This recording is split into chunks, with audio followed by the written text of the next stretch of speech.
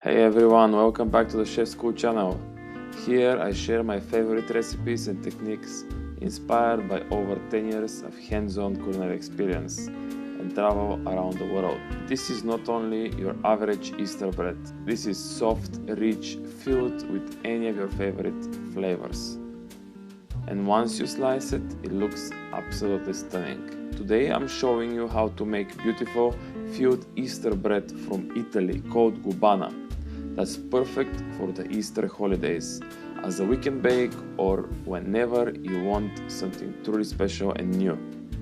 Let's get started with the dough. In a mixer bowl, combine flour, sugar and yeast. Just give them ingredients a quick mix before we start. In a separate bowl, mix eggs, milk or water, vanilla, citrus zest and salt. Gradually add the wet ingredients into the dry while mixing. As always, never add the salt directly to the yeast so you don't end up with a flat dough. After 1 to 2 minutes, the dough should start pulling away from the sides of the bowl. Continue working it for about 8 minutes. We want to get the gluten to start to develop. Once we get a soft, stretchy dough, it's time to start adding the soft butter, or as I will do, a mix of oil and butter. Add the fat, always in a small additions. The key is not to rush it. Mix until the dough becomes smooth, soft and slightly glossy. Shape into a bowl by gently folding it with your hands. Place it in a greased bowl, cover and let it rise for about 30 minutes to 1 hour until doubled. The temperature of the dough and the room temperature play a huge role in how quick the dough will rise. Keep checking it, and once doubled, continue to the next step. Meanwhile, we will start with the filling. The filling is super versatile. Choices are endless. I will make my own mix. In a food processor, pulse the nuts and soaked dried fruits if using.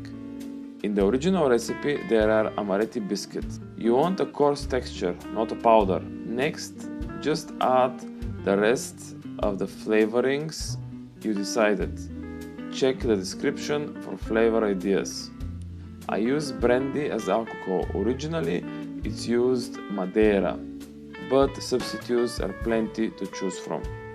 Mix everything together until you get a crumbly paste. Let this rest for at least 1 hour or even better overnight. This step allows all the flavors to fully develop.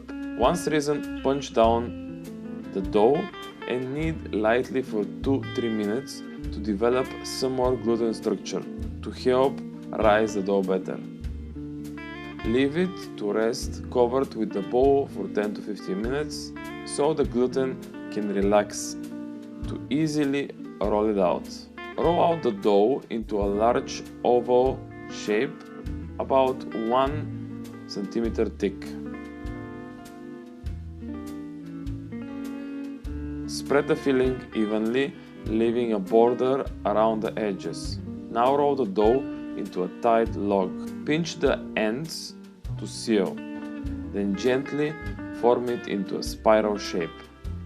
Tuck the end underneath and transfer into a greased baking dish or over a parchment paper. Cover and let it rise again for about 1 hour. Preheat your oven to 180 Celsius or 355 Fahrenheit. Brush the top with egg wash.